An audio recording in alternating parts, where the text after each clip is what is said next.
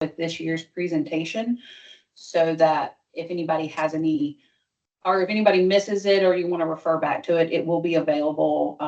Probably by the end of the week, we'll have it up there for you all. All right, we're going to get started with this year's PAR workshop. We will be covering compliance judgment, S&C, and PARs.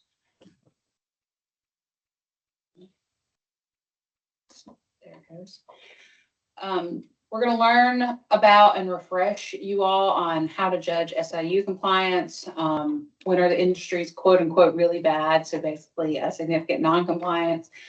What needs to be in your pre-treatment annual report and the new items that are covered this year, how to fill out all the forms associated with your PAR, who, what, and where to publish if you did have people in S&C, and then a good coverage of what DWR expects to see in your narrative in your pre-treatment annual report. Today's outline, we're going to go over a little bit of an introduction to pre-treatment and the NPDES requirements, compliance judgment with all the definitions, data summary forms, and some examples. We'll also go over all of the forms that are required for your pre-treatment annual report and the new information that is being requested, as well as how to report the PFAS requirements if it is currently in your NPDES. We will give a good overview of the narrative. I think we did remove the slide on waste reduction, but yep, we did. Sorry. Should have taken that out of there. Go over what's expected with public notice and enforceable compliance schedules or orders, and then what we will want to see in your allocation table. So starting out with your NPDES requirements, these reports are your pre-treatment annual reports, the PAR, shall be submitted by March 1st of each year per your NPDES permit. For anybody new out there, the standard conditions that are in your NPDES permit may not be attached with what is sent to you or mailed to you. So they are available on our website, but we are trying to get back in the habit of attaching those standard conditions so you all can see that. But this requirement is in your standard conditions. One change this year is that we do ask that it's submitted in PDF and spreadsheet formats. We'll go over that later, but this should be transmitted via email to the central office, and then also this should say 2 paper copies should also be mailed or dropped off in person to the central office. The paper copy must also be kept at the PHEW and be available for review during your inspection. We are currently working towards full electronic submittal to be in compliance with the EPA. We have an update on that date in a little bit, but this is still a work in progress, and we're trying to work out the kinks. There have been some steps made, and we're doing some test subjects with other units to see how well this works. So we're slowly getting there. Again, they shall be submitted by March 1st of each year, covering the previous year. This should include a narrative, your pre-treatment program summary form, and we'll kind of go through what all of these are. I'm not going to read the whole slide. Your significant non-compliance report, which for 2025 PAR was not provided by the department. This is also something we are working through, and I think we have all decided that we will just have to start over. If we're going to provide these to you all, we're not going to be able to go back but so many years, because we'll just have to start where we got our new system, and we're working on how to have that available for next year. But we've also taken some good strides on making that report work. Also to be included is your industrial data summary form. These forms overview all the monitoring data that was collected by both the PHEW and the SIU. And this is something that you have your own form, you can use it, just it needs to be approved by us to be used, making sure it has all the necessary information. There is one slight update to that form that we will discuss later too. And then also other information is required. So if you had anybody in public notice, your allocation table, summary of related data, all these other things that are in conjunction with the other forms you submit. There's such a delay. Seems like there was a question. If you're not on mute, can you mute yourself?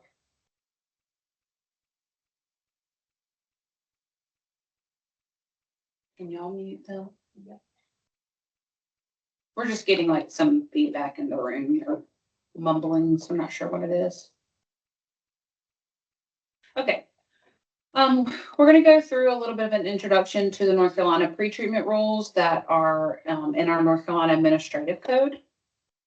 So from 15A NCAC 2H0908, this outlines that control authorities with active approved pretreatment programs shall submit per year a pretreatment report describing its activities over the past 12 months. This is also where you find the requirement for 2 copies of the report shall be submitted to the division, and it should cover the 2 6-month period, January 1st to June 30th and July 1st to December 31st of the previous year. And then outlines what all needs to be covered in that. So your narrative, your pretreatment program summary forms, a list of industries and significant noncompliance, and your allocation tables. So this is where you find that requirement in our rules, as well as all the other relevant information or anything that is requested by the director. 40 CFR 403.12 outlines what should be covered in your annual POTW reports.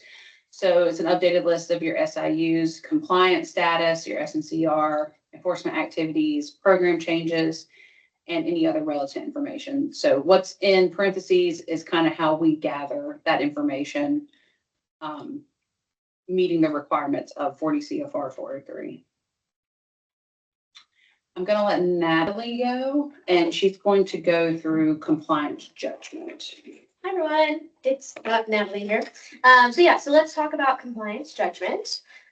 So when we talk about compliance judgment, we have to look at detecting violations of all types. So we have 3 different violations we're talking about here: limits, reporting, and permit conditions. And when we send this out, you'll be able to see all the references listed here. The main one being your approved enforcement response plan. That's also called your ERP for your POTW. So always reference that when you're looking at your compliance judgment. There's also the comp guide, and then our website files about the PAR. Okay, so sorry, I did not advance on my own screen. Okay, all right.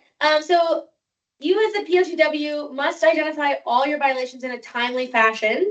And this is outlined in your ERP. Your ERP will tell you like how often you're supposed to do this, but we as a division recommend that happen monthly. If for some reason you enforce in a way that's not outlined directly in your ERP, let us know, and then document that also in your PAR. So like if for some reason you do something outside of the norm of your ERP, you got to know about it.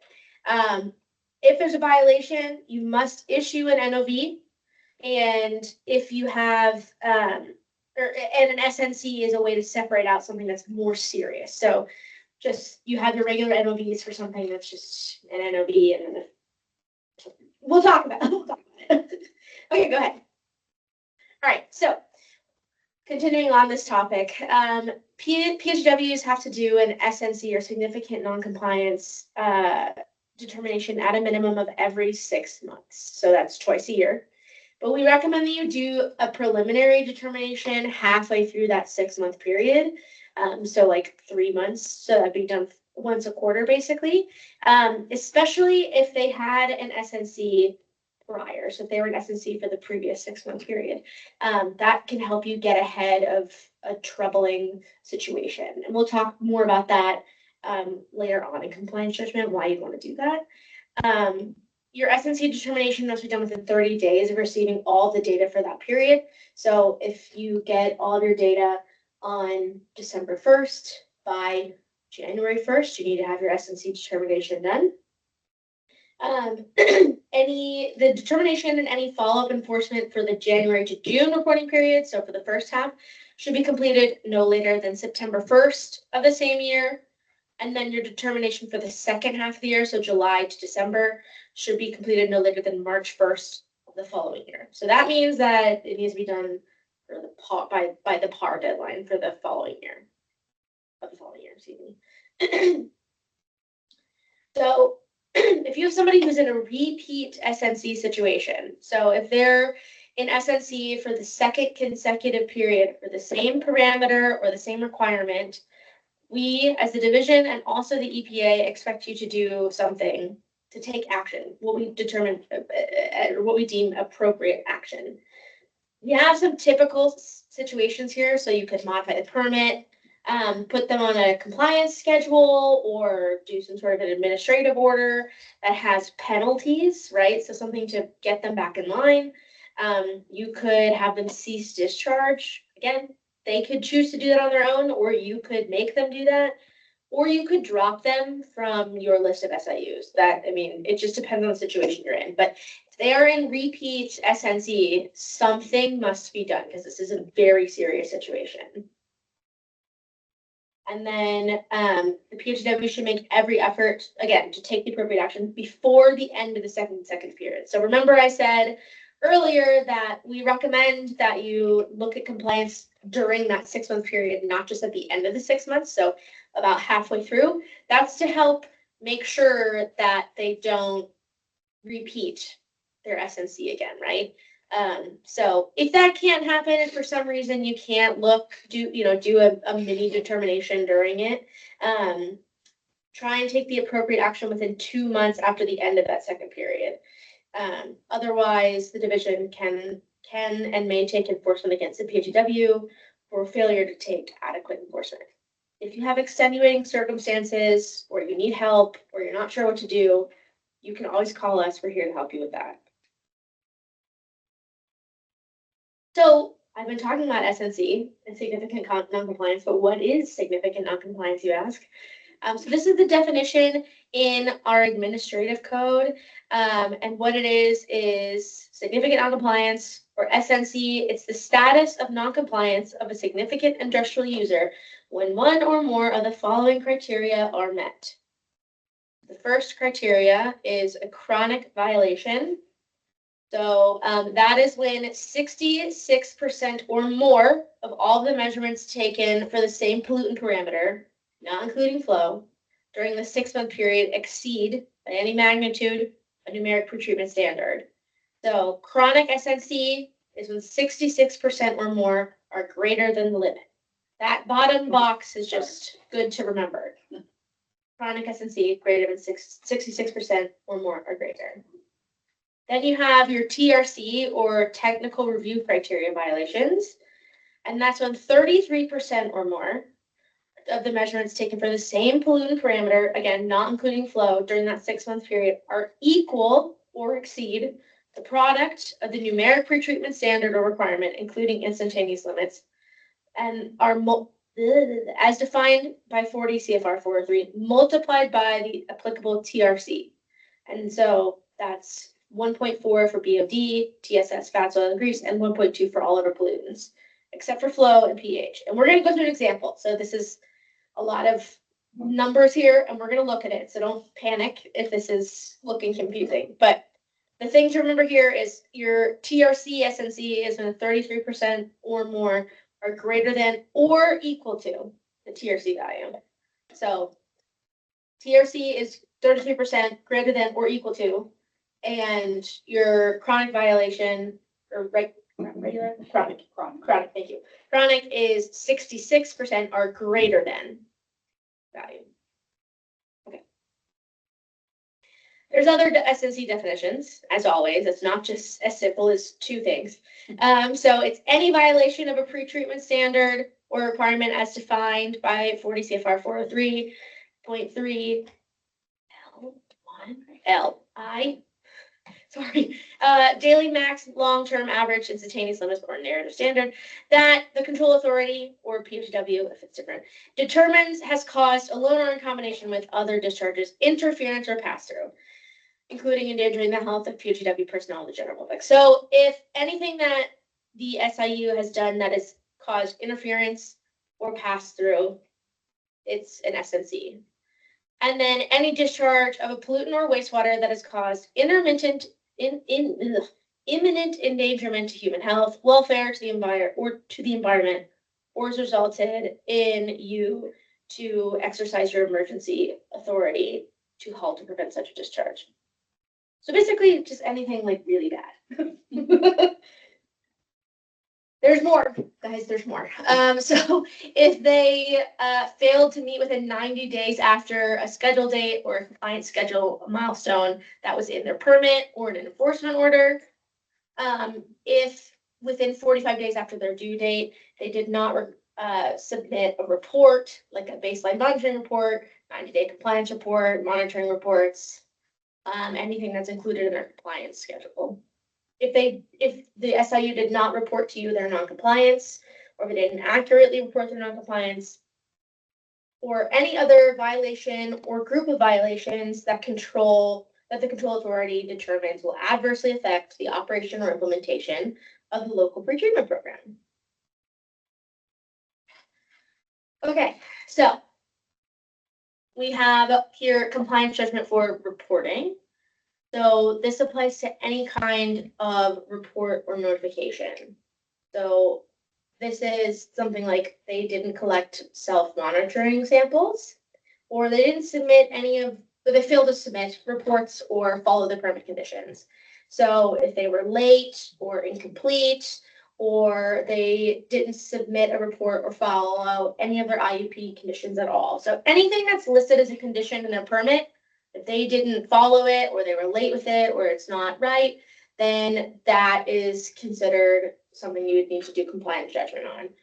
So this is not an exhaustive list, but these are some of them. So something like sample, go ahead.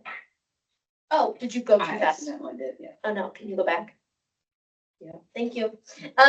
So these are some examples, like their TTO certification, or they were late on their application for resubmitting for their IUP renewal, or trying to think what else is on. Why am I looking at my computer? Sorry, you guys. I am just looking all over the place. Their sample data arrived late to you, all that jazz. But if there are any extenuating circumstances, as always, just let us know. Give us a call. We can work with you on that. Yeah. Okay. Next one. Next slide. All right. But and the final thing, and as always, this is your PO2W prerogative. Any other violation or group of violations that the control authority or PO2W determines will adversely affect the operation or implementation of the local pretreatment program. Hit the yes, circle it in red, because this is very important to remember that this is your catch-all. Anything that you determine would adversely affect your pretreatment program, you can judge compliance on, you can give them an SNC for, like within reason, obviously. But this is what it all comes down to: is if it's affecting you adversely, we can take a look at judging compliance on. Okay. All right. So when it comes to doing compliance and judging for SNC on limits violations, you have to make a determination based on a couple of different things. So for SNC for limits categories, you can look at pass-through versus interference, threats to human health, welfare, or the environment, or emergency suspension from such a discharge. So if you're gonna do an SNC for limits based on any of these things, you have to provide evidence to justify this decision. How do you do that? Let's look. That's okay. It's fine. So, oh, there's more. Okay, we're not looking at how you do that yet. Another way to do an SNC for limits is via your chronic violations, right? So that's if you're exceeding a limit by equality, that's that 66% or more of these measurements during the 6-month period, or your TRC violations. So that's the limit times 1.4 for BOD, TSS, fats, oils, and grease. If you have 33% that are equal to or greater than that, whatever that number is, for BOD, TSS, fats, oils, and grease, and then, or for other parameters except pH for the limit times 1.2, it would be in violation there. And we'll do an example, I promise. It's coming up. You have TRC violation. And again, a reminder, Any other violation or group of violations that the control authority or POTW determines will adversely affect the operation or implementation of the local pretreatment program. So if they're doing a limit violation, but it's maybe not a TRC or chronic, but it somehow will adversely affect the operation or implementation of your program, you can give them an SNC for it. Okay, now we're at the example, you guys. We're here. Okay, so for an example, we have an industry here at your fictional POTW, your typical bill, and they have a daily max concentration limit and a monthly average concentration limit for BOD. At the end of that 6-month period, when you're calculating the SNC parameter for BOD, you judge SNC for BOD separately. This is not the example I thought we were doing, sorry. But you have to judge SNC for BOD separately for daily max and monthly average. This is an important distinction. You have to judge, oh, can you go back? Oh, yeah. That's okay. It's an important distinction. When you have any limits, you have to judge every single limit separately. So a monthly average and a daily max have to be judged as that. So you have to judge your monthly average as one and your daily max as the other, even though they're both for BOD, they're separate limits, so they're judged separately. Okay, go ahead. So what type of forms do you use? What do you have to turn in when you're doing your SNC for limits violations, when you're doing your compliance judgment? You need your industrial data summary form, or that's called your IDSF, or other forms that are in a format provided, either provided by the division or that you've gotten like approval from us to use. And that gives you all of your data that you need for compliance judgment. And then you need the compliance judgment worksheet, which you can find in our comp guide. And then we also have SNC for pH and SNC for flow. And so these are things that you need to look at. Okay. Oh, that little box pops up. Oh, sorry. Okay. We have a PAR guidance example here that you can click on, go to our website, and it looks at how to look at SNC for pH and flow and examples of extenuating circumstances. And you can call us if you need help. So here's an example of a data summary form. The reason that we have this specific piece called out is if you have anything that's below detect, so you'll see under lead, we have that circled. We have a below detect, so you can use either half or, gosh, you guys, you can use half of the detection You level. can use the detection level of Half or zero, yes. So you can use the detection level, half or zero. So in this case, they use half of the detection level. So you just need to be consistent in whatever you use. So you can't, so like here, the detection level is 0.01. So they chose to use half. You have to use half the entire time. You can't just use half here and then over at, cyanide, choose to use zero, so you have to pick what you're going to use. All right, now we have examples. I told you we were going to do examples, and now we're here. Okay, so example 1 is from your SIU called Will Planet Metal Finishers. And we're looking at the first 6-month period, and we're looking at cadmium. Okay, so here is your data sheet, and go ahead. All right, so we're looking at cadmium specifically.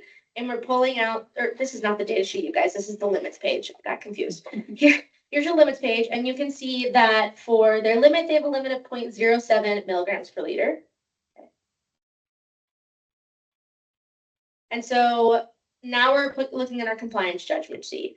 And so we first are going to count the number of daily or the number of average sample values for checking compliance. So in this example, Yeah, but that's okay.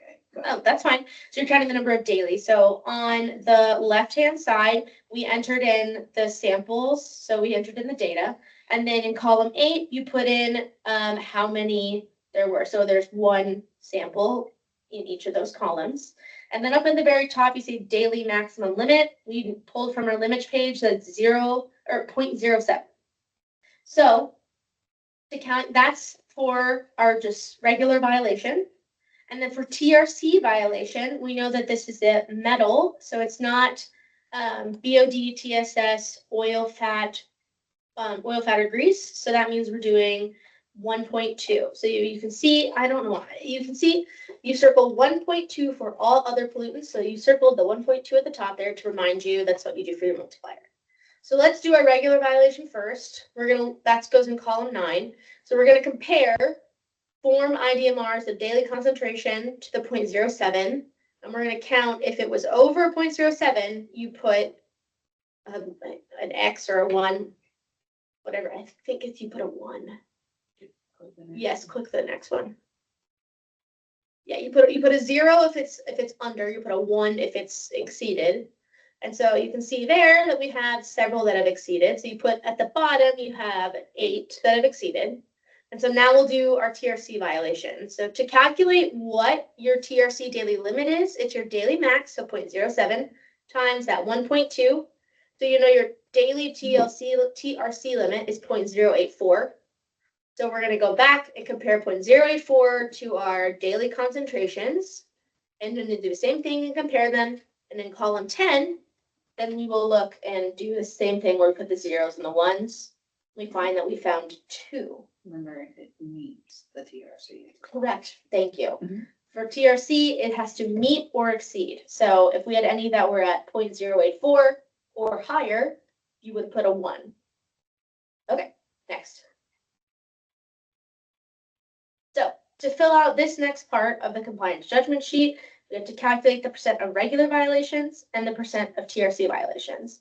So to calculate the regular violations, you would do column B over column A. Thank you. Yeah. So it's 8 over 12, which is 66.7. So that's 66% or higher. So they're yes in SNC for regular violation. And then for TRC violations, you would do column C over column A, which is 2 over 12, which is 16.7. And that is less than 33%. So they are not an SNC for TRC. And then we would take a look at did any violation alone or in combination with other discharges cause pass-through? These next questions we don't have the information for. This is for you to answer as the pre-treatment coordinator, but you're finding out, did anything cause pass-through interference? Did anything cause imminent danger to human health? And all of that. So then you jump down to the question in bold, was the SIU and SNC for the 6-month period? In this case, yes, you circled yes for number 2 up there is B over A greater than or equal to 0.66. Yes, so they are an SNC. Was the SIU and SNC for the same parameter in the same 6-month period or the previous 6-month period? In this case, no, we don't know. We didn't do the previous 6-month period. So we're going to say no. So if yes to either question, you need to describe it in the narrative. Ricky will go over the narrative later, so we're not going to worry about that right now. So now we're going to move on.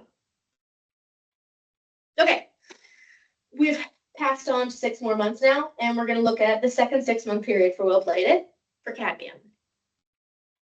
All right, we're going to speed ahead a little bit here just in the interest of time, but we have the same limit of 0.07. We have new data here, and we've compared our regular violation versus our TRC violation. We found that we have 10 data points. We have 6 data points that are over our regular, over our daily maximum limit, and we have 4 that are greater than or equal to our TRC limit. All right, so now let's calculate here. For our regular violations, it's 6 over 10, which is 60%, which is less than 66, so they are not in SNC for regular. And for TRC, we have 4 over 10. 4 divided by 10 is 40, or 0.4, which is greater than 33. So that means they are an SNC for TRC. And then there was no pass-through interference, no danger to human health or anything like that. So then we enter our bolded questions here. They are an SNC, and they were an SNC for the same period, for the same parameter in the previous period. So what do we do now? Well, if you remember what we talked about previously, if somebody is an SNC for the same parameter for 2 periods in a row, you are expected to do something about it. So if you click again, this compliance judgment sheet gives you some ideas of what you need to do. You can do a consent order with an enforceable schedule, administrative order with an enforceable schedule, permit modification, etc. So another note here about separate judgment. Compliance for daily max and monthly or other average limits must be judged independently and they are equally weighted.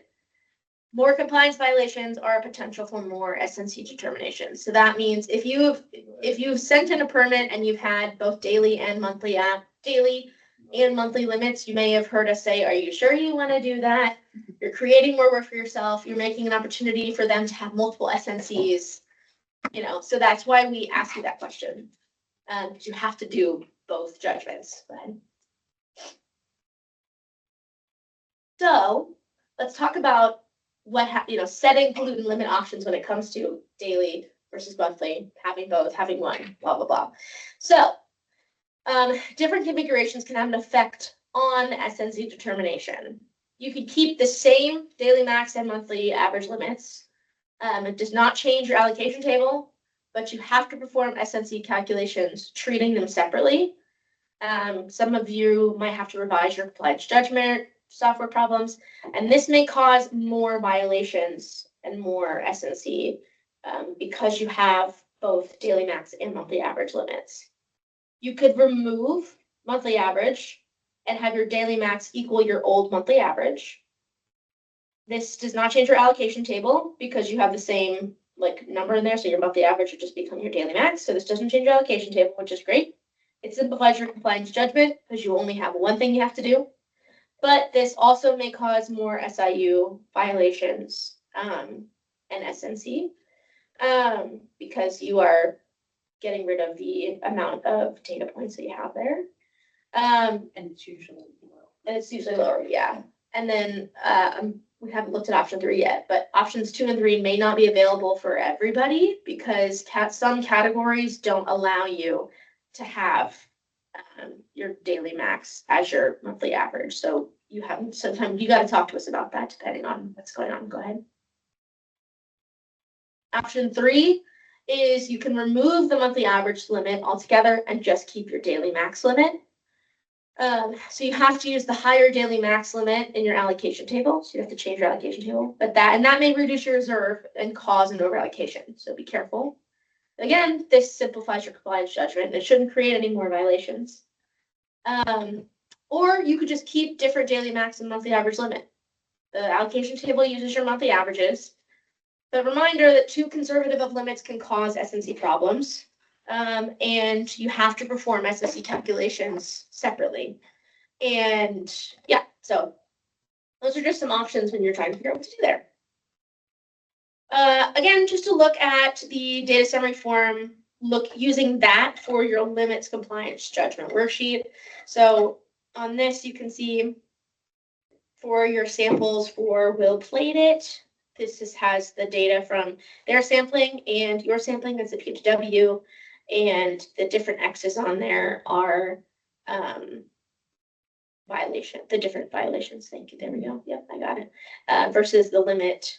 If it's a limit violation versus a TRC violation, and showing you that it's 6 out of 10 and 4 cents. So I think we choose to add this. I'm sorry, Matt. yeah, please. Choose to add this in here because we understand that some people do this just on their computer. You Yes, don't have to fill out a compliance Yeah. judgment worksheet. You can use your data summary to do it.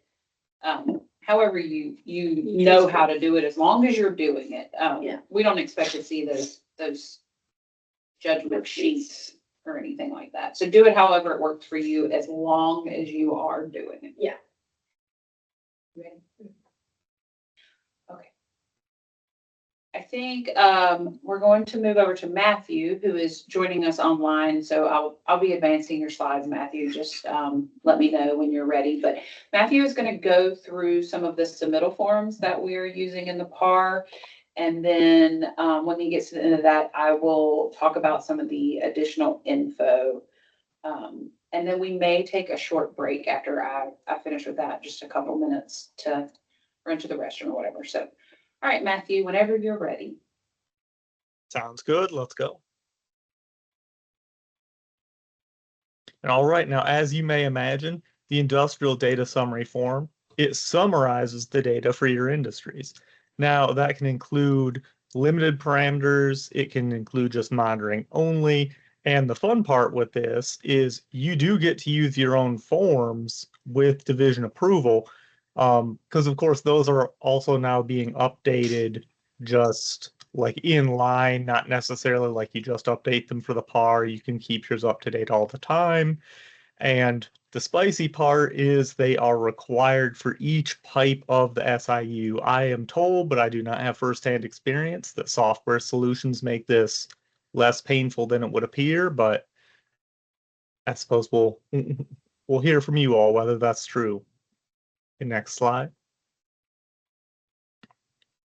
All right, and then for each parameter, we want at least one, either the maximum concentration or loading or an average. And if you have both, you know, if we see an average, we know it had to be derived from something. We would like to see the values that are behind those averages, or that were selected those maximums. But all right, next slide. All right, now the blank sections, they tell, and there's some slides further on for examples.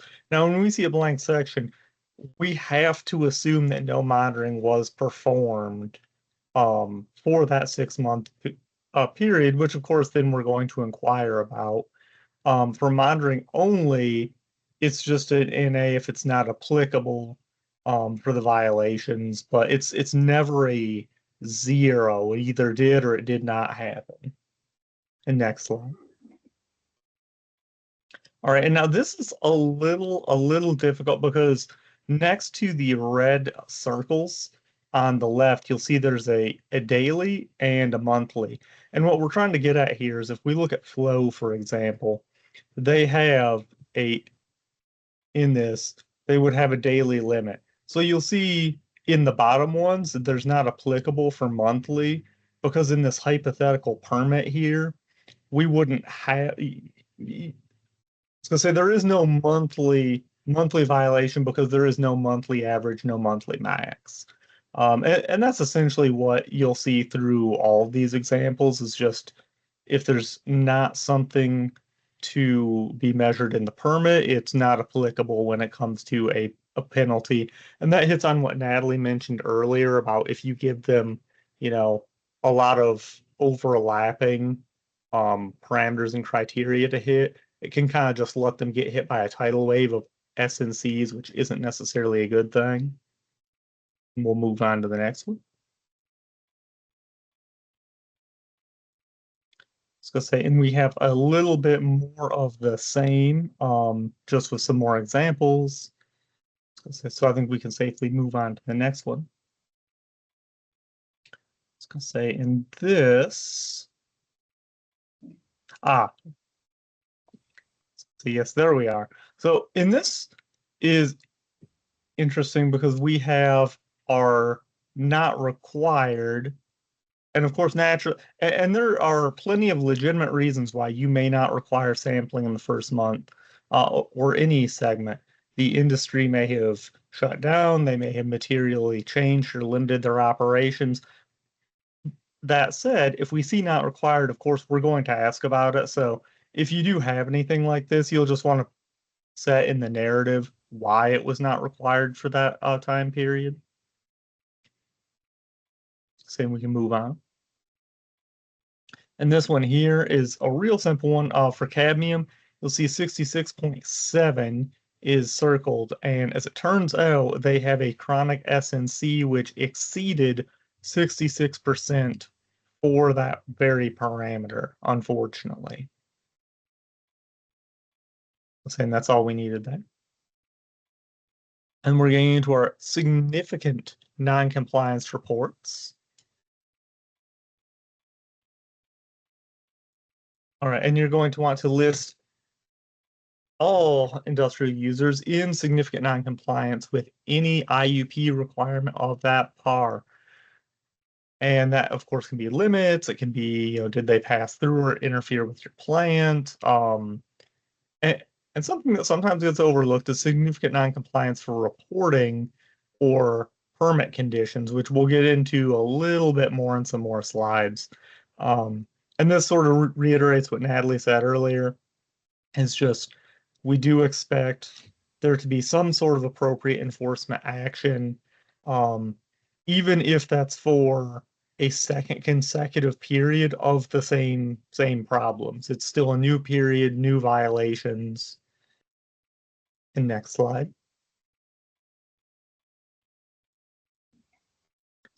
And the gist here, sorry, let me make my mic, is that you want to list your industries that were in significant noncompliance. If you had none, you'll just put none in the first box. And this is another case of if it's not filled out, if it's completely blank, we have to ask, like, well, was this actually none, or was it just forgotten? So just make sure you put none in there, and that just lets us know that, like, hey, you had nobody with any issues, but you did see it is filled out. And next. All right, so the EPA, they want some data. They want counts of your significant industrial users and your categorical. No, they cannot do math. They want an individual list of both. I'm not sure why in the age of technology, but it is what it is.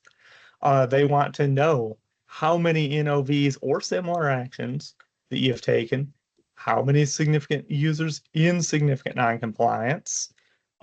Did you send out public notices? How many? They want to know. Enforcement cases, I'm sure they're going to try and match those up and make sure that, you followed your enforcement plans theoretically. I'm only saying that because I'm just imagining how are they going to have the manpower to do this for every state. It's amazing. And then the penalties assessed and collected. This will become a little bit more specific on another slide. And it's a little bit odd because you will only assess penalties for that par year. So for example, if you had a industry that they were in non-compliance and say the second half of 2024 and you put some fees there, those will be fees for that year. But if it overlapped, perhaps they were on some sort of a long-term plan for like a year or two, all the fees only belong to those years. And then of course, how many compliance schedules? And then next slide, and I think we'll get into our example frames after this explanation. Okay, so this seems a little... I feel like there's the example, if you want to go from here, or do you want me to go back? I think we'll stick with the examples. Because there was some of the language on the previous slide can be important for determining some of these numbers, but I also think that seeing them and some of the language is on here in a more condensed form. So your number of SIUs that are actually permitted and discharging during the par year, so that is pretty simple for SIUs and CIUs. Let's say, and then our next one.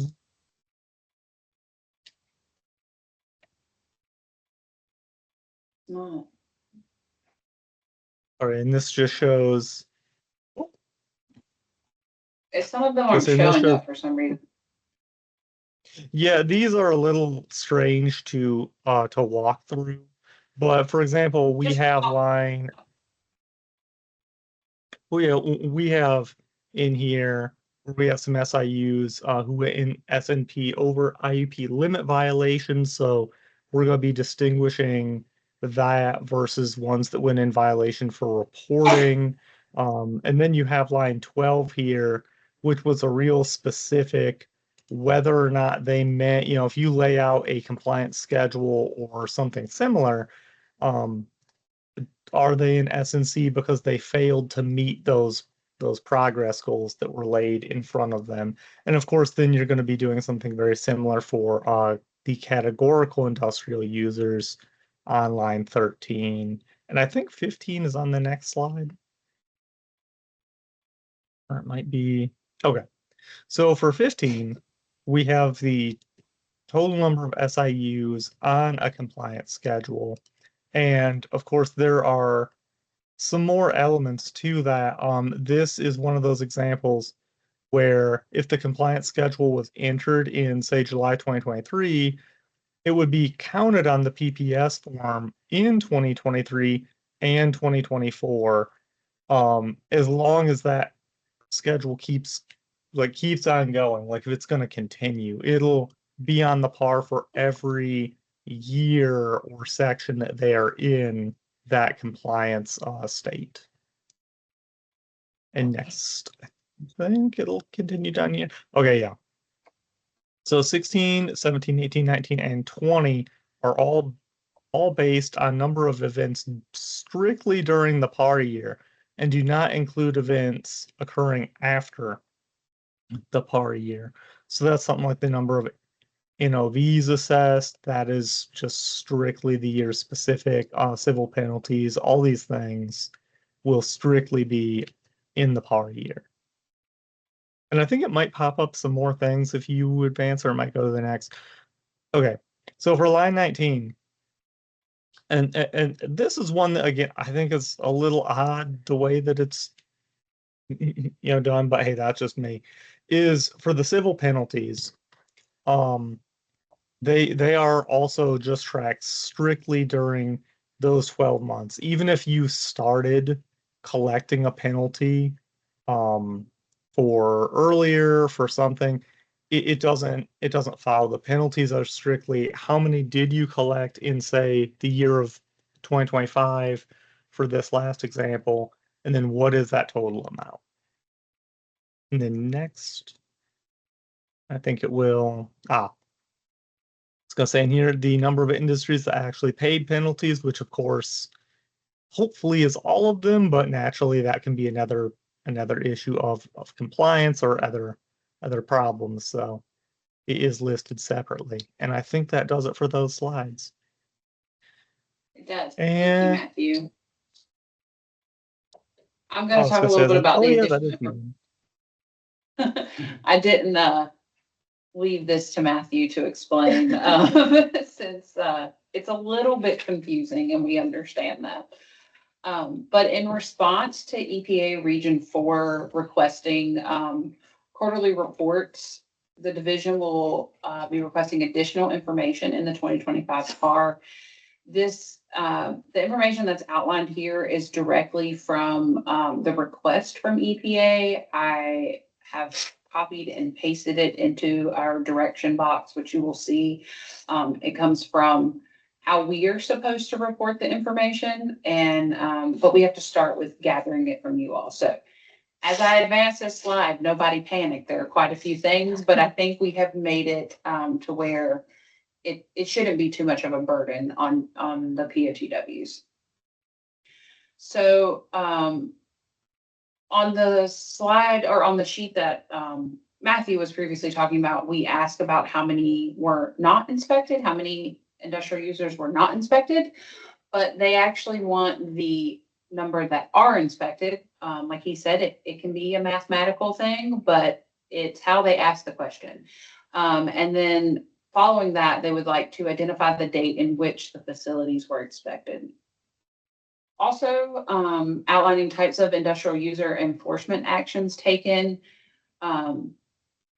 This can simply be listed as NOV, NOD, anything, any types of enforcement action. It doesn't have to just be S&C, which is what was previously requested to be in the PAR. We now are requesting all enforcement actions taken. Industrial user POTW discharge contamination indicator. So this is asking to identify for each SIU or non-significant categorical industrial user, whether they cause pass-through interference. Industrial user biosolids or sewage sludge contamination indicators, identifying for those same facilities, whether they cause interference or violation regarding biosolids or sludge from the POTW. Did the non-significant categorical industrial users submit their certifications to the control authority during that year? And then lastly, notification of changed discharge submission. I know this is looked at when you all do your inspections about if there's been a change in discharge, either of the makeup of the discharge or the amount.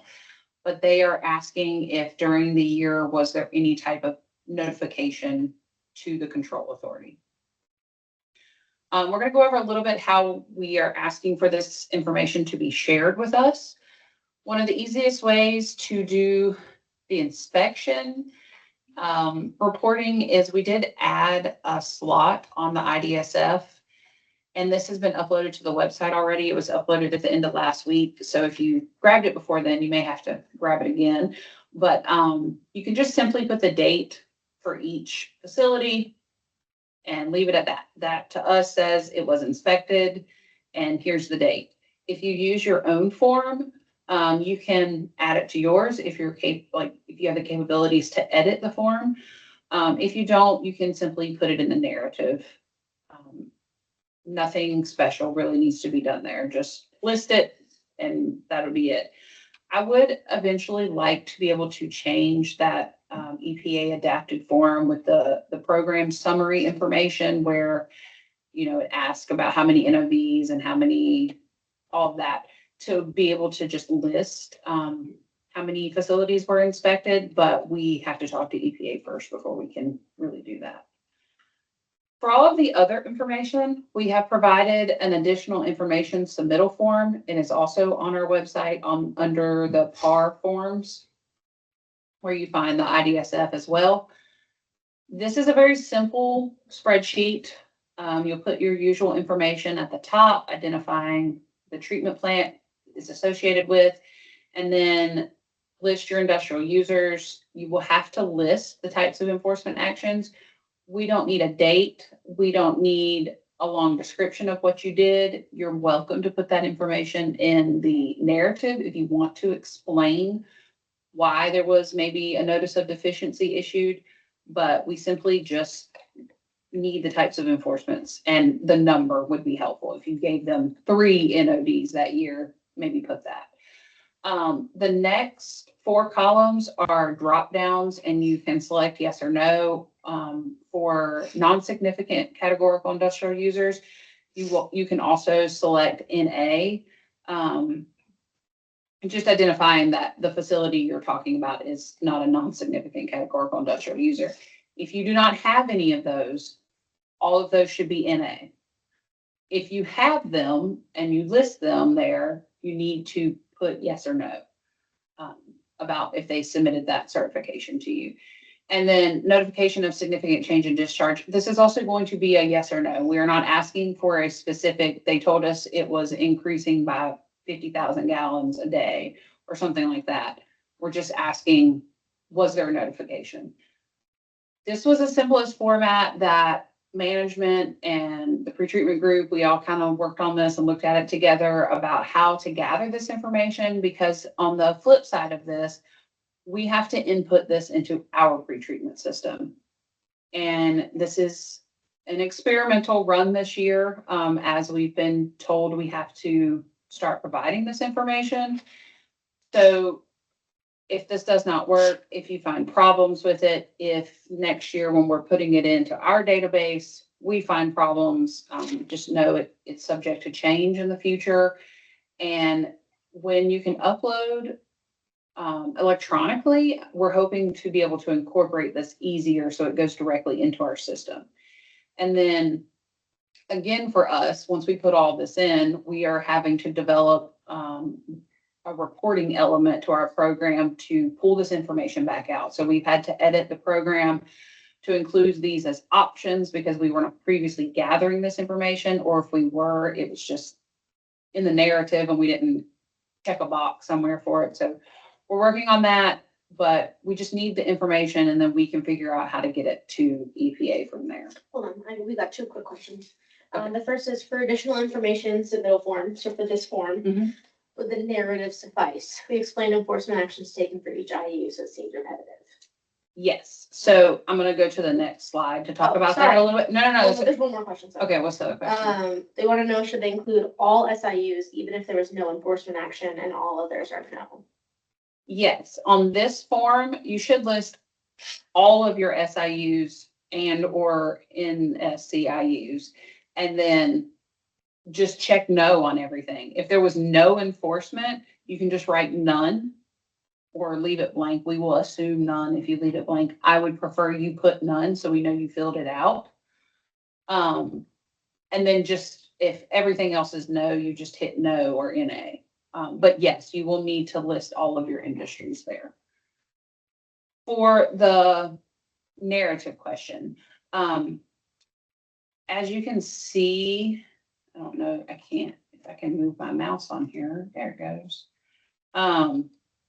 This is pulled directly from that sheet. There are 2 tabs found within that sheet. And I copied the information request and the description of information requests from what we received from EPA and added this 3rd column where it says where to report in PAR. And you'll see that all of them list in your narrative or the miscellaneous information for each SIU. You are not required to use that spreadsheet. It's just a tool that can be used. If you already include it, which I know some SIU or some POTWs do, then just keep doing it how you're doing it, but maybe refer to this sheet to make sure you do check all the boxes and have all the information, because we will be reviewing them and asking for it if we don't get it. So the option is there. Remember that the 2nd tab in this spreadsheet provides a description of the information we're requesting and then where to report it. So like I said, even for the number of inspections with the dates, you don't have to put it on that IDSF form. We just put that there for convenience. You can still list it in your narrative as well. So is that all the questions for now? Okay. Oh, hold on. Oh. Please provide some clarification of significant change in discharge. Does no mean there was no notification provided or no significant changes occurred? No means there was no notification. The request does not include what was the change or if there was change. It's just, was there notification of change? I know that seems like a pointless measurement for us to report. It does seem a little bit that way. It's just what they're asking for. If I was asking for information, I think it would be, what was the change? How much did it change? But they are just simply asking, was there a notification of change? They may change that when they start gathering this information and want something more specific, but until that point, I'm not going to try to build our pretreatment system to put that level of detail. That's going to be a lot more difficult. So if there was no change, should they just leave it blank? If there was no change, just put no. So then how? We won't. Oh, got it. I see now. The yes or no does not determine if there was an actual change. The Got it. yes or no just determines if it was reported to you or not. Got it. So if there was no change, just put no. Just put no, because there was nothing reported to you. Does this include all enforcement, such as requiring an SIU to resample for a simple violation, or just when an NOV was issued or a civil penalty issued? All enforcements. All enforcement. Do you want all inspection dates for each industry or just the annual inspection date?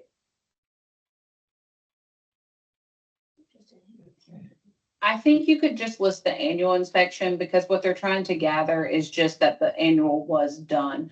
Like I said, it is very similar to the question they already asked about the ones not inspected. I'm not sure why they're asking for it both ways. Did that clarify? Okay, it's confusing. We're aware. We also struggled with how to do this, so it's okay if it's muddy for you all too.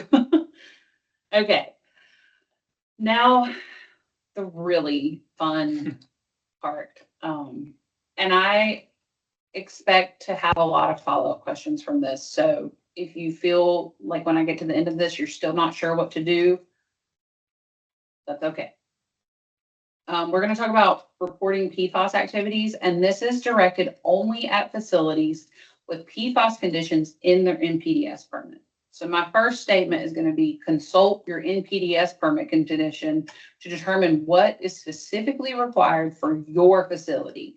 You cannot go to your neighbor or anybody and ask them what they are doing unless you have the exact same condition in your permit. which may be the case. It's in a lot of permits now, but it's not in all of them. If it is required per your NPDES permit, and we talked a little bit about this in our presentation at the conference this year, but we're going to go over it again.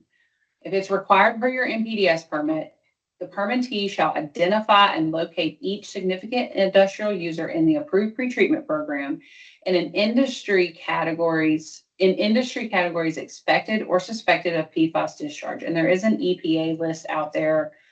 That's not already on our website. It should be, but I think it is up there.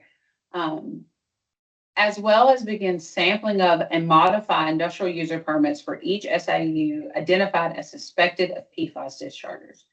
This condition is separate from the one that comes right below it that we'll go over. This condition only pertains to SIUs that have already been captured under your pretreatment program. They already have a permit and are being monitored by your pretreatment program. If any of those significant industrial users fall into one of those categories, then you must begin sampling and modify the industrial user permits to require sampling for each of those SIUs that fall into one of those categories. That's number one. And you should have done that within 6 months of getting your permit. So we're going to have to check these when we're looking through the PAR, but that's the first part of the condition. The second part, which directly pertains to the PAR, is you must update your industrial waste survey inventory. POTWs must identify and locate all possible indirect dischargers that might be subject to the pretreatment program and identify the character and volume of the pollutants contributed to the POTW by indirect dischargers. The IWS inventory shall be revised as necessary to include all indirect discharges in industry categories expected or suspected of PFAS discharges. So, per usual, when you get your NPDES permit, you are supposed to reevaluate your IWS. And while we have not asked for that to be submitted anymore, that they're more just being looked at upon request or during an audit or inspection, because of that last sentence, it now pertains to the PAR. And in your permit, it does say you must report these activities by March 1st in your pretreatment annual report. So what we will be looking for in this IWS is the evaluation of dischargers or industrial users in your service area that fall in one of those industry categories that are suspected of PFAS discharges, but have not already been identified as an SIU and are not already permitted. So facilities that you previously maybe didn't evaluate because of their flow or for any other reasons, but now because they fall into one of those categories or they use certain chemicals, they now need to be evaluated as PFAS dischargers, and you must complete the IWS looking at that. We've also updated the IWS spreadsheet to include a column, and I think I'll link that later on. For this IWS submittal, we're expecting with the PAR, if it's required in your permit, it would include the information gathered up to 12/31/2025. We talked about this at the annual conference that has to have a cutoff date for the PAR that the end of the year would be appropriate for that. And there is the link to the industrial waste survey that now has a PFAS category if you choose to use our spreadsheet. So, what to include in your PAR narrative if you're required by your NPDES permit to complete PFAS activities. In the narrative, we want you to discuss what the POTW did to evaluate the currently permitted SIUs as potential PFAS contributors. Discuss the process the POTW used to evaluate previously unidentified indirect dischargers that may be PFAS contributors. And then also, does the POTW accept discharges of landfill leachate? If so, please identify those facilities who discharge to the POTW and the associated flows. Just identify with a flow number. We don't need any other information about the landfill, but they do fall into one of those categories that may not have previously been captured under your pretreatment program, but they need to be identified in the flows. The state is doing a great job at trying to identify where landfill leachate is going. So they kind of fall under bullet point number 2, but we pulled them out just to make sure that was clear. You can discuss those things in your narrative. Additional attachments to meet your PFAS requirements in the NPDES permit, if you have those conditions, if needed, were the identified SIU IUPs modified to include PFAS requirements, and were these transmitted to the central office staff? If you modified your IUPs to include PFAS sampling or monitoring, then you need to make sure those make it to us. If they didn't, please submit them. If we go through the PAR reviews and we see that you had NPDES requirements, and you did not update your IUPs, we will be reaching out because we need to make sure you're following those permit conditions. If required, separately attach the updated IWS form to the 2025 PAR. This IWS should include the identified indirect discharges evaluated as potential PFAS contributors. And again, that is linked on our website. Okay, any questions Yes. right there? And then we're gonna take like 5-minute break. Typical SIU sampling by PO2Ws is not submitted to DEQ. Does PFAS data sampled at SIUs need to be submitted to DEQ? And if so, how? It is optional. We do have a spreadsheet specifically for submitting SIU PFAS data. We greatly appreciate if you do it. Stephanie Zorio, who may have been able to join us, I couldn't see. She does look at that and it helps us make decisions on going forward on regulations about, how widespread is PFAS. It helps us, but we are not requiring it. But like I said, there are 2 spreadsheets out there. There's one where you can report your POTW data if required, or if you would like to. And then there's a separate spreadsheet for identifying and submitting SIU PFAS data because they're different. They ask for different information, but they are both available on our website. If you have any confusion about either one of those spreadsheets, Stephanie is a great contact for that. And I have her information at the end of the PowerPoint. Any other questions right now? Okay, we're gonna say 5 minutes and then we'll be back. So 11:17. 11:17, everybody.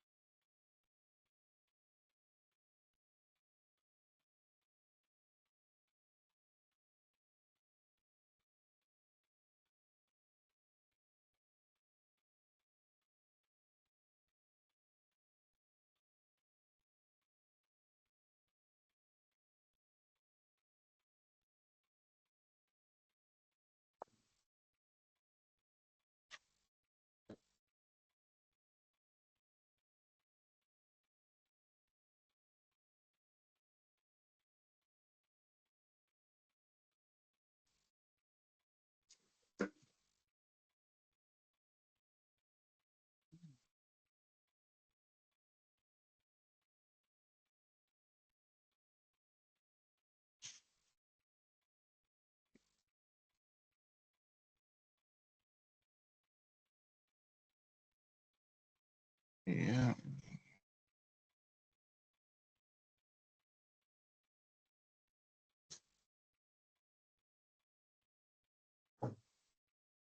Yeah.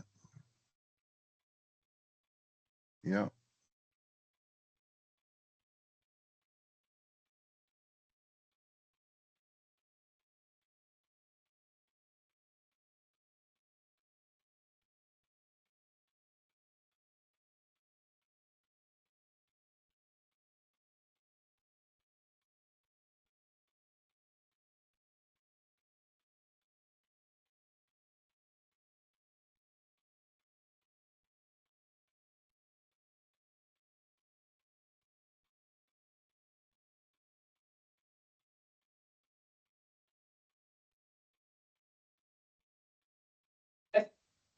Okay, we're gonna go ahead and get started. I think, somebody dropped the link to the spreadsheets in the chat if you all need them. Thank you. Who was that? Chris. Oh, thank you, Chris. All right, we're gonna move on and Ricky is gonna talk to us about the narrative. Hello, everyone. I'm Ricky Koontz. I'll be going over the process of writing a detailed narrative. Please keep in mind as I go through all this, a well-developed narrative makes it easier to understand the program and its industrial users. So details are key. So the recommended outline for a narrative, it is recommended to organize your narrative in the same order as the documents that are provided in your PAR. Information can and should be discussed in all relevant sections of the PAR. The link to the guidance that's on our website is provided right here. Our website is continuously being updated, so maybe there'll be updates.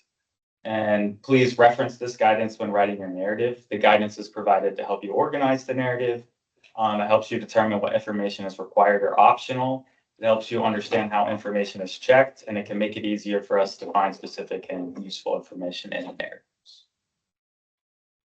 So this is the outline of a typical narrative. It can be broken down into general information and industrial user information. In the general information section, you'll go over the general program information and the general permit information. And then the industrial user information, you'll be going over S&C information, orders and schedule information, A to C and construction information, and SIEs with missing data. Please keep all light stuff together. We don't want people going S&C information to back to general permit information, back to orders and schedule information. Just keep everything together. And then also we don't need or want all of your email correspondence with your industries. We don't need the emails. Ready? So if you have no industrial users in S&C or on orders or having pre-treatment construction activities, I don't know what's happening. It just changed all by itself. Okay, go ahead. if you don't have any industrial users in S&C or orders or pre-treatment construction activities or missing data, your PAR narrative could be as simple as the division's database sheet with any corrections noted. So that's the program information sheet, which you should already have. It should have been sent with the end of year letter. So if you do not have that, you probably also do not have the end of year letter. So it's very important that you have both of those, because the program information sheet is required as a PAR submittal, and there's also a lot of useful information in the end of year summary. So please email us, any one of us or all of us, if you do not have that. So you still need all the other required PAR forms for your type of program that we've been going over, if you don't have any S&Cs. So you might not need a narrative, but you still need all your PAR forms, but please still submit a narrative. Okay. So the general program information sheet, this is provided with the end of year mailing, and it goes over the status of the major pre-treatment program elements. So are the dates and information correct, especially the due dates? If it's not, you could mark it on the sheet. You could contact us with an email, or you could put it in your narrative, or you could do all of the above. Please include any needed corrections marked on the info sheet, returned with the PAR. And like I said, the sheets are available upon request. Also, please discuss planned updates of major local program elements in narrative. So if you have any major improvements or you're going to, please discuss it in the narrative under the general program information. So this is the pre-treatment program info sheet, which you should already have. It includes the status of major pre-treatment elements. It has facility data, it has stream details, as well as contact information. So this information is pulled straight from our database. So it could be incorrect. And then if it is incorrect, like I said before, please email us, put it on the program info sheet or put it on your narrative.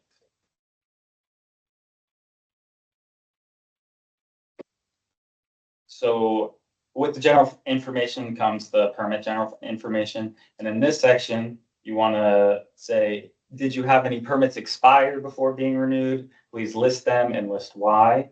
Also, did you have any SIU permits that were brand new, dropped, or changed names during the year? Please list those as well.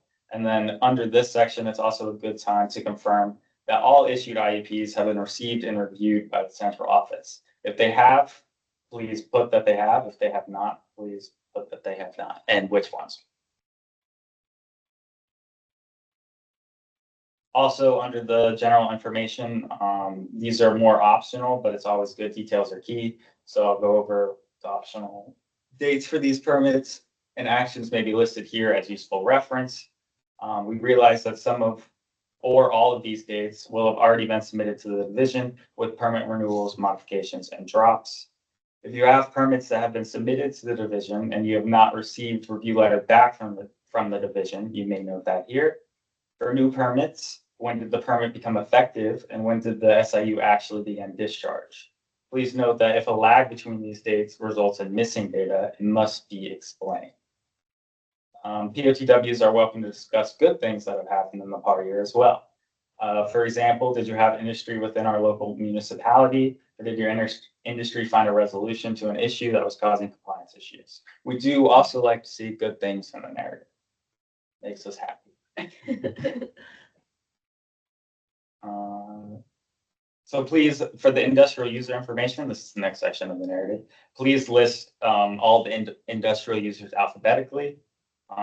So now we'll go into the industrial users in the SNC. All industrial users in SNC must be included in the narrative and listed on the SNCR form. Please note the reasons in which 6-month periods that they were in SNC. If SNC for limits, note if it was due to chronic, TRC, or both. Information should match what is on the IDSF and SNCR forms. If SNC for something other than limits, such as reporting missing data, self-monitoring, interference, pass-through, permit conditions, or anything else, please explain it in this section. Also, and this just continued in the SNC information, please enclose a copy of the public notice for SNC or affidavit. If public notice is not in the PAR, please explain why not. The PAR will not be considered complete until public notice is received for industrial users that are in SNC. If the affidavit is not in on time to submit the PAR, please note that in the narrative, and it can be sent later on a separate document as soon as you can. Please explain how a SNC situation was or will be resolved. This could be an increased limit, shutdown, installed or improved pre-treatment, better operations, production changes, etc. And then also explain how previous SNC situations were resolved if resolution occurred in this PAR year. On to orders or schedule information. For SIUs on any order of any kind, including administrative orders, consent orders, and compliance schedules, please include with the following information. So we need the copy of the order schedule with the PAR. If the order schedule has been modified since the last submitted, please include a new copy with the PAR. Also, notes on all successful completed orders or schedules, notes on all the due dates of the orders and schedules, notes on violations or any interim limits or due dates, explain what and why, and discuss penalties assessed and penalties collected. This would be like Matthew explained for the PAR year 2025. You could also attach copies of NOVs and correspondence if you liked it. The division might request a separate copy of the administrative orders, consent orders, or compliance schedules. I'm gonna insert a comment. It says you can attach copies of NOVs and correspondence. If you do feel like a particular correspondence or email is super relevant to a situation, you can submit that stuff. What Ricky was saying earlier is, all of the conversations. Some POTWs give us 200 pages worth of emails. If you feel like a particular correspondence is relevant, please feel free to include that. Sorry, Matt. All right, just did that again. Sorry, That's all Ricky. You ready? Okay, now on to the pre-treatment A to C and construction info. So the narrative must include information on any SIUs who have submitted plans and specifications, requested an ADC, or had construction activities on their pre-treatment systems during the prior year. This information will document or measure improvements to pre-treatment facilities and the work of pre-treatment coordinators towards improving the environment. Please include the following information: brief description of what it is, was, or will be constructed, the approximate cost, the date submitted, the date the construction began or is scheduled to begin, and then the date construction completed or is scheduled to end. And then it also include the SIUs with missing data. Please explain why and any required sampling may appear to have not been done for any SIU. Missing data may be required to be repeated. Missed self-monitoring is a violation and may be considered SNC. Some reasons for missing data are being a permit is issued well before the actual discharge begins. Permit is officially dropped well after the actual discharge was stopped. Temporary shutdowns or no process is being discharged, and then missed self-monitoring or botched sampling, act of God, act of nature, or other reasons. Please just explain any SIUs with missing data.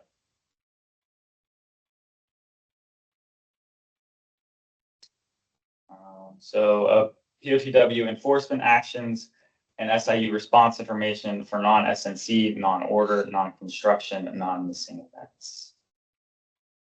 Enforcement actions taken by the POTW may include NOVs, meetings, extra inspections, increased monitoring, penalties assessed, and penalties collected. Please note that assessing penalties and collecting penalties should be documented as separate actions. And then please briefly explain how the SIU responded to the enforcement actions. Information such as any known cause for the violations and what the SIU has done or is doing to correct the problem. Did the SIU deny the problem, request a meeting, appeal the NOV?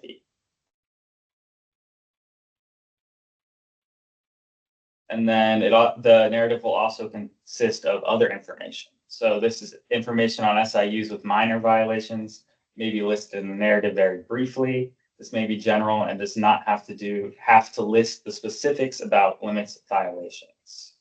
Can I interject just one more time? Yeah. Sorry. This goes back to that additional information. So everything he's listing here, if you choose to put all of the violation information in your narrative this way, you do not also have to put it on that submittal sheet. Just clarifying. Go ahead, Rick. And then also just any other information you think is important.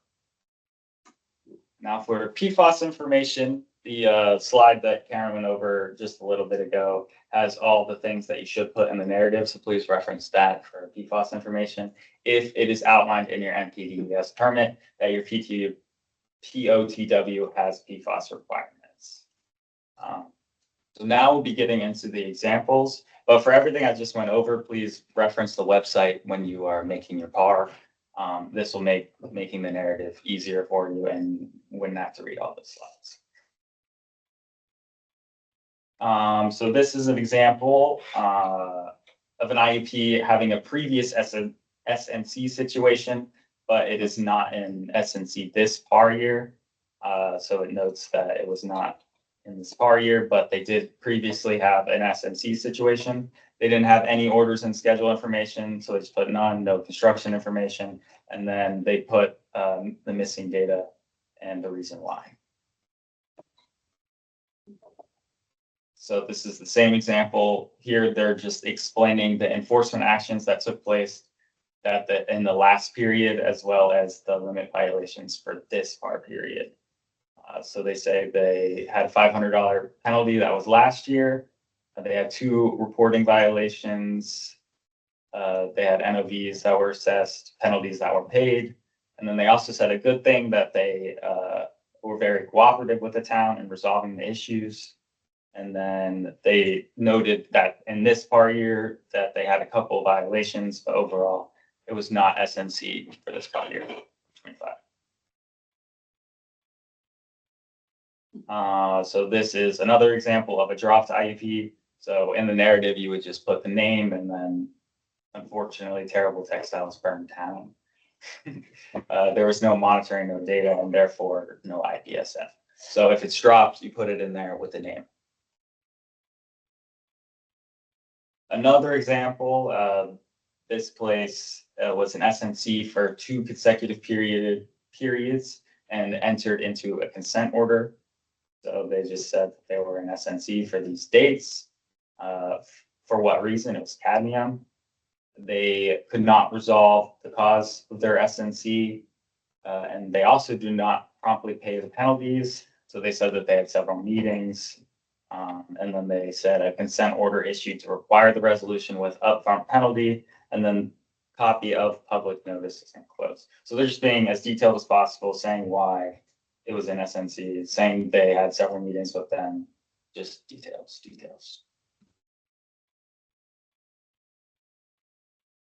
They also went through the order schedule information. They entered it into a consent order. Please, if there is a consent order, attach the copy as well. It has the effective date, and then there was no construction information, no missing data, but they did include miscellaneous information. They said that they filed both required semi-annual TTO certifications, and the TOMP is active and updated.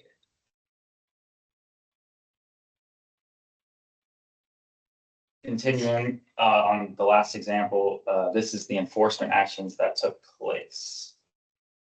So they just said that NOVs were issued throughout the year. They listed the penalties with the dates for those penalties, and then they had another penalty, and it was incorporated into the consent order.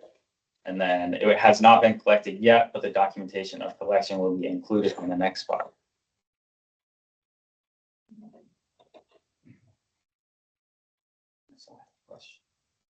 Was there a question? Thanks. There is, yeah. It's, you finish what you're doing and then we can get to it. I did, yeah. Oh, you did? Yeah. Oh, this is me. Oh, hello. Sorry. Related to enforcement, additional information, are you saying that A, there's a choice to put it in the narrative or in the submittal sheet, or B, it has to be in the narrative, but submittal sheet is optional? Yes, Yeah. it's A. It's one or the other. That was an extremely detailed example. That is how we prefer them. Yeah.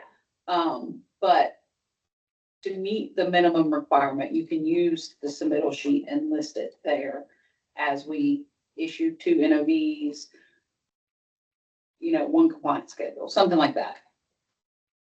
I guess I'll wrap up narrative. So use the outline, please. Make it as detailed as possible, please. What else?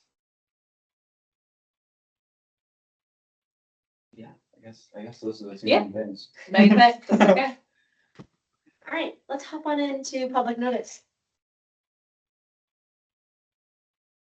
Oh gosh, it's going faster on my computer than it is up here. Okay, all right. Okay, so for public notice, you are required to do that once a year minimum. You can do it twice a year if you want, but it's at least once a year. So how do you determine how often you're supposed to do it? It's based on what's in your sewer use ordinance. That should tell you if it's twice a year or once a year. And you do it in the large daily newspaper that's circulated in your area. That gets tricky because newspapers aren't very popular anymore, unfortunately. So it's just the newspaper of general circulation that provides the most meaningful public notice. So if you're having trouble figuring that out, let us know. We can try and help you out there. It's generally completed in January or February for all SNC for the previous year, and it must be included in the PAR that's due March 1st. It is optional to complete a public notice after each 6-month period. So in July or August for your January through June's, and then again in January or February for your July through December SNCs. It may be helpful in your relationship with your SIUs to do it like twice a year. So let's say you had an industry that was in SNC for January to June, and then they were not in SNC for July to December, but you don't publish that SNC from January to June until the February of the following year. So now it like looks bad, but you know what I'm saying? So it might be more helpful if you publish twice a year, right? But if your series ordinance says you don't have to and you don't want to, then that's okay, you don't have to. Yeah, sorry. Okay, so public notice must include all of your industrial users that are in SNC due to limits or reporting or IUP conditions violations. And along with the industrial username, the public notice should include the period of SNC, so January to June or July to December, and then the parameters, reporting, or specific IUP condition. That is all that has to be in there, is the period, the name, the period, and what they were in SNC for. Optional, you can put anything else in there you want. So how the SNC affected you. Did it poison, did it kill a fish? Did it cause your plant to die? On the flip side, did the SIU work really hard to fix the problem? Were they really responsive to you? Did they take ownership of it? Whatever. Or did their negligence cause the problem in the first place? Were they really cooperative, right? So you can be as nice or not nice as you want to be, depending on how they reacted. In the PAR, you need to include either the affidavit provided by the newspaper, or you can actually cut out the public notice from the newspaper if you want to. Just make sure that it's big enough so that we can see the date and like the public notice and like all of that, and then name of the newspaper. If you can't include it in the PAR, explain in the narrative why it couldn't be done earlier, and submit the copy of the affidavit or the cutoff from the newspaper ASAP. And like Ricky said, the PAR is not considered complete until the public notice is received, and we can accept it as a supplemental document later on. This is an example of a public notice from the newspaper and then also an affidavit. So you'll see it's got the public notice of significant industrial user violation, and then it says what it is and all that, and then there's affidavit. So pretty chill, whatever. So now we're moving into our enforceable compliance schedules. So we have two basic kinds of enforceable compliance schedules. We have one that's signed by both the POTW and the SIU. These are things like consent orders, compliance agreements, SOCs. And then we have ones that are signed only by the POTW, and that's what your administrative order is. So that's when your SIU refuses to agree to an order, or when they fail to comply with their original consent order. So think of it like consent order is the SIU consents to being a part of it, and so you do it together. Or administrative order, you are administratively putting them under an order. You're putting them in detention kind of thing. Go ahead. So when do you issue these? Well, a great time to issue it is when they're in SNC for the second period in a row for the same parameter or reporting violation. You can also issue it earlier. Remember way back when, at the beginning of this presentation, we talked about how you should potentially monitor or do an SNC determination halfway through your 6-month period. So if you're doing that, they were at SNC for the first 6 months for cadmium. It's 3 months into the second half or second period, and they look like they're going to be in SNC for cadmium again. Maybe go ahead and issue a consent order so that they can avoid further violations. And see what we can do to get out of it. So what is in it? It's upfront penalties for just violations, and then interim limits so that they can comply with. So this helps them get back into compliance temporarily. So you're raising their limits up a little bit, so that way they're not just continually violating their permit, having lots of issues and all that. These limits supersede what their current IUP limits are during the term of the order. They're what we call the carrot.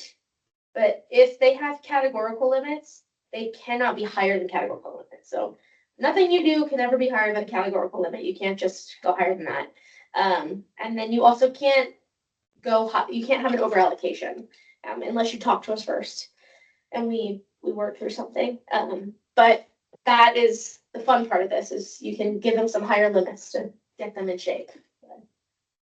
But they don't get to keep those limits forever. They have to have what's called a schedule of items, or schedule with a specific date that they have to complete in order to return to compliance with their original or with some final limits. And this is what we want to do here. So this is our commitment from the SIU to do specific things by specific dates. These can vary greatly from industry to industry. So you don't want to have the same, consent order for every single industry. Then to accompany all of these are penalties for violations or conditions of the order. So if they go over their new limits or they don't complete something by a due date, they get a penalty. And so that's the stick here, is you went over your new limit or you didn't turn in this monitoring report when you're supposed to, you get a penalty. So here's an example of a consent order and a compliance schedule between Typicalville, and I think this is technically, yes, Will played it. And so if you want to just go. Okay, so here you see that they're giving them a higher limit. If you remember back, it's okay if you don't, they had a daily limit of 0.07. Now here they're giving them a limit of 0.13, but they're also giving them a compliance schedule here. So they're having to do an engineering report, begin construction, complete an analysis of implemented changes, including daily monitoring. All of it will end with achieving compliance of the final IUP limit of 0.07 milligrams per liter. So they're getting them back down to that final limit. Okay, now we have a couple of questions. Oh, we do? Oops, sorry. You're good. You want to finish? Let me finish this part and then we'll go. Okay. And so again, at the bottom of this, it says they have to perform each of the activities on or before the date's established, or else they'll have a fine. Go ahead. And so, oh, wait, hold on, go back one more, sorry. Or go back, yeah. So the user shall pay $1,000 no later than February 27th. So that's initial fine they have to pay. And go forward. And then here are the violations that if they don't do something in time, or if they violate a limit or something like that, then they have these violations. And then they all sign, everybody signs. Okay, what are the questions? Let's see. Do we have a plan to update that public notice requirement into a digital format as newspapers become less common? This is becoming an issue for smaller PGWs. Yes.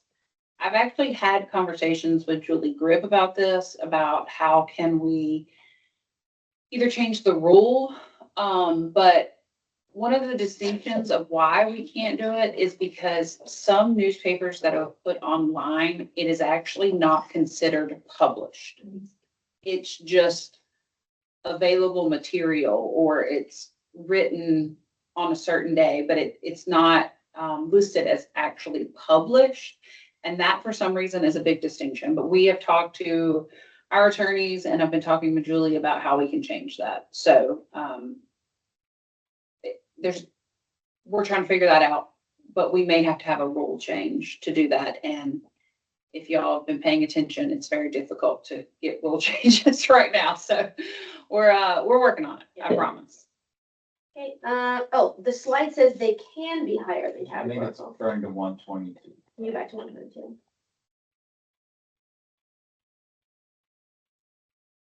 Oh, they can be higher than categorical limits. They can't. For a short amount of Oh, for time. sure, okay. Yeah. Sorry about that, I got confused. For their final limits, they cannot be higher. But for My interim, bad. it's okay. I got confused. Good catch. Good catch, Stephanie Williams, thank you. Okay, so your interim limits can be higher than categorical, my bad.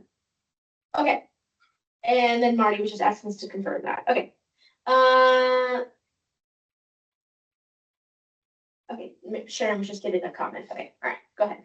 All right, we're gonna talk about allocation. Is it still me? Yes, it's still me. Yes. Okay, all right. Allocation tables. So you also should send in your allocation table.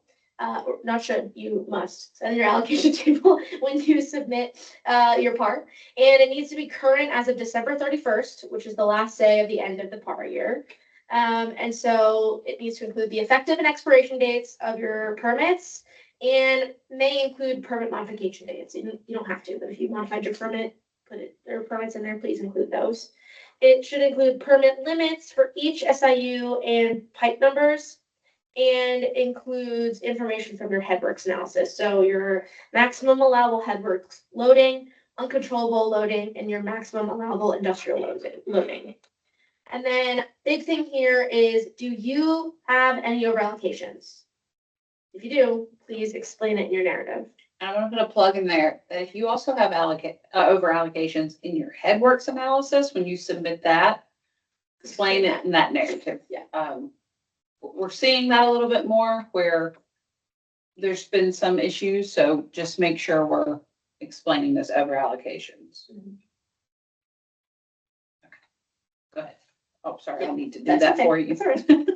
So here's an example of an allocation table, and you can see here, it's calling out the total allowable for industrial. I think it's just telling you what the mail is. Okay. Mhm. So you can see here that we have,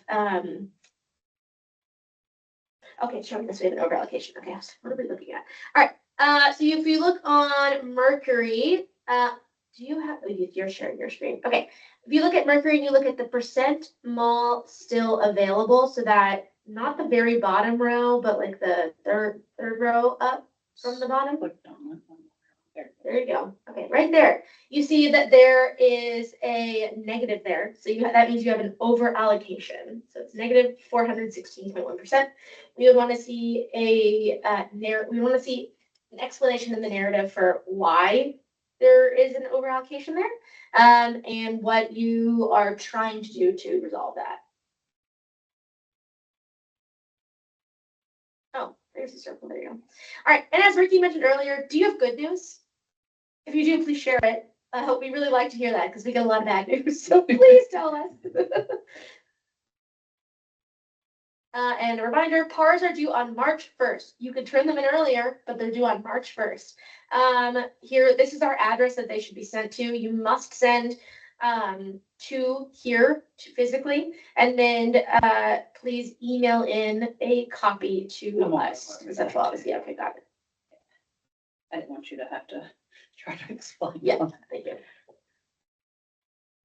Okay, that's the end of yours, right? Yes. I have 2 questions. We have 2 questions, and I have a couple overviews and reminders. Yeah. Do these questions pertain to that? Okay. Just to confirm, are those interim limits only when it's under compliance order? Yes, correct. And by explain over allocations, does this mean for headworks that have been submitted, explain in the headworks narrative, and the headworks is approved but had a paper over allocation? Does this mean it should be explained again every year in the PAR? I think you could provide a simple explanation that it was discussed in the headworks and approved based on X, Y, and Z. Yeah. The reason I say that is most of us here are new, with the exception of Keith, who has all the historical knowledge of everything that's happened with all of your towns. But as new people come, it's difficult to go back and understand, and we spend a lot of time digging. So if you can provide a sentence or two with an explanation, that helps us go a long ways. You have to remember that we're looking at 126 of these. It's a lot of information to remember about every town and to go back through and try to sort through. We do reference the last headworks. We try to go back, but a sentence or two would go a long ways. Yeah. And then is that address used for FedEx and UPS? Yes. And I have a more detailed address on the last slide, I think. I don't know why I didn't update this one too. It happens. Okay, go ahead. Okay. So a little bit of overview just to wrap things up and a couple reminders that we wanted to get out to you all. For the PAR submittal, like Natalie said, document submittal should be 2 hard copies, and that is still required. But we are extremely begging, requesting you to also submit one via email. And like I said, this year will be a little bit different. When the email submittal requests first started, it was requested that everything was in one PDF. It was a very different system, a very different process of reviewing these. Now we have a lot more spreadsheets we have to go through. So we're asking that the PDF format should be used for any Word documents so that they can't be edited or changed or anything. It really helps if it's a PDF. And then for spreadsheet submittals, please attach each form as a spreadsheet in your submittal, and this will aid in an efficient review when we have the spreadsheets as a PDF. And this also goes for HeadWorks. When you submit it as a spreadsheet that's been turned into a PDF, things get cut off. We can't scroll through it. We have to sometimes print it out and lay it out to look through it. It's very difficult to review. So if you can just attach the spreadsheet, not as a PDF.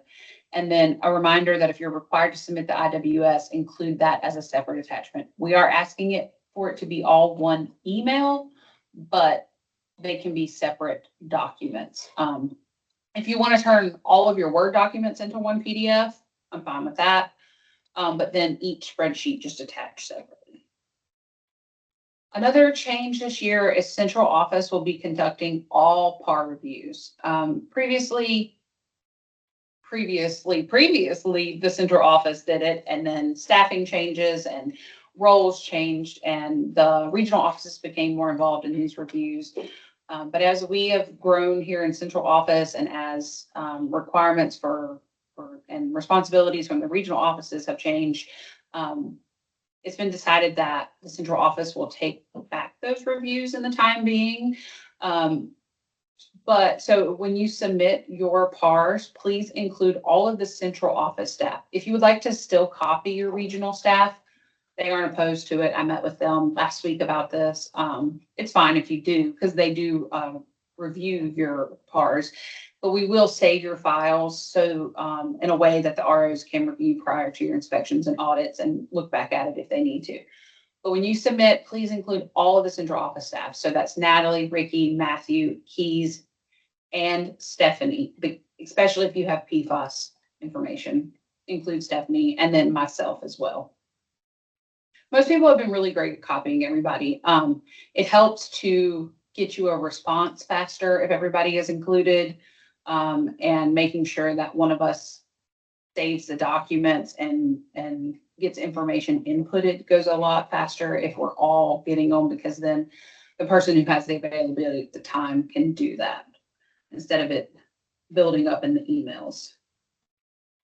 A note on allocation tables: if your HeadWorks analysis was administratively approved per the 2024 end of year letter, but adjustments or corrections were found to be needed by the division, we will expect those adjustments and corrections to be included in the updated allocation table that is submitted with your 2025 PAR.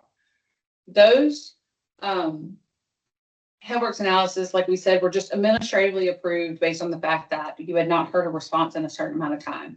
It did not mean that it was lacking the need for corrections. So if something we have come across in the last year, you have come across, you've updated it because an industry changed or you got a new industry, all of that needs to be reflected. Don't just reuse your allocation table that was administratively approved with that HeadWorks analysis. Still make sure it's correct. For the new additionally requested information on the PAR, please refer to the descriptions found on the spreadsheet provided on our website. We put that up there as to help aid in confusion or not confusing you all, and that there wasn't, a million emails going back and forth of trying to help people decide what to do. But if you review those descriptions and you're still confused on what we're asking for, please email us. Like with your PAR submittals, include all central office staff. That is the most effective way to get a timely response. And also that's kind of how we standardize a response so that everybody's getting the same information. Update on electronic reporting. Previously, the phase 2 deadline for NPDES electronic reporting was December 21st, 2025. And this was included in the special conditions section of your NPDES permit. That has now changed. EPA extended the phase 2 deadline to December 21st, 2028 for North Carolina. So if you're getting a renewed permit starting, I don't know, last month, you should have the 2028 date in there. But I do think that MPDS is planning to use listserv to send out a notification that that date has changed, because we've had some questions come in about it. But let your treatment plant people know that it's now 2028. Also, a spreadsheet that identifies each approved pretreatment program and the most recent files that the division has on file for the program. So their health analysis, LTMP, ERP, everything was provided to the NCPC in October 2025. We also discussed this at the conference. That is still circulating. We're still getting feedback from it. I will talk with the NCPC chair to see when we expect that back. If you've not heard anything about this, it's because you're not a member of the NCPC. And once we receive that spreadsheet back, we'll be contacting you directly to make sure that we have updated. This will help with our file keeping. That sheet that was shared earlier about all the database information and the last approval dates. We're trying and hoping to get all of that updated using this spreadsheet. And then one of our last requests is to facilitate accurate record keeping. The division is requesting that any files submitted be named according to the type of submission, IUP, name of the IUP or the facility. Is it a long-term monitoring plan, and what treatment plan is it for if you have more than one treatment plant? And then also, is it a draft or a final version, and the year of submission, or even the date can be extremely helpful, especially when multiple drafts are going back and forth and we're helping you. We save these drafts, and then when we go back to look, there's 3 drafts that were saved in March of 2024. We don't know which one's the most recent. So labeling them aids in the fact that we can put them in our system and save them. And then no matter who picks them up and when, we know where it's from and what the most recent version is. Last page here is our contact information. That's all of the pretreatment staff. Stephanie is up there very specifically for PFAS questions, but she worked in the regional offices. She can also help you with PAR questions. All of our email addresses are first dot last name. And then our physical address is that same 1617 MailServe, but you can add 9th floor attention in PDS municipal unit, and that will make sure it goes directly to us in the fastest way possible instead of going up and down the Archdale building until it finds us. And you can address it to me if you want to, but 9th floor attention in PDS municipal unit gets it to us directly. And then also there's our website. All of the new forms, any updated guidance that we put out, any changes will be added to the PAR or the training or whatever it is, like the IWS is on the IWS page. We have a staff member now that can edit the website for us and has been able to do that like on a weekly basis now. So we're getting that updated a lot quicker.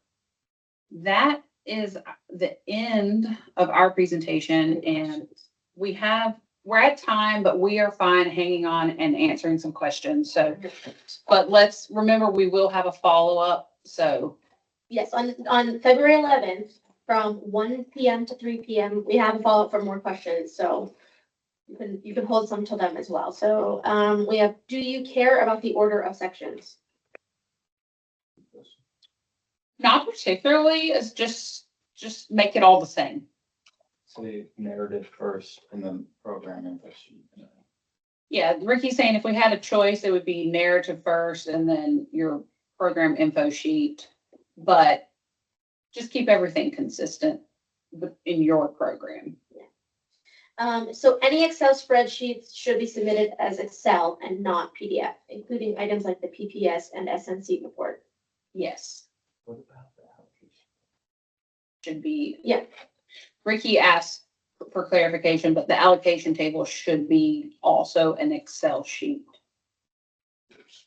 And just update the little date at the top where it says last approved. If it's one that hasn't been approved, you can notate that. it's fine. I think the only other one would be IPS. Did EPA Region 4 request the additional information in response to an audit in North Carolina or just a memo to the entire Region 4? No, it was not an audit. It was discovered as we were working on the electronic reporting that a lot of this information actually should have been gathered for a while. So it was not a specific memo. It's just listed in what is expected in our quarterly reports to the EPA. We have to do two separate things. We also have to submit quarterly noncompliance reports. And then we also have to submit quarterly pretreatment reports that include all this information. And a lot of it had not been being reported. So we have to incorporate it in our new electronic reporting. Okay, and is this PowerPoint available on the website as well? It is, not yet. Well, like the one from last year, I think is up there, but this one will be put by the end of the week. It'll be on the website along with the recording. Yes.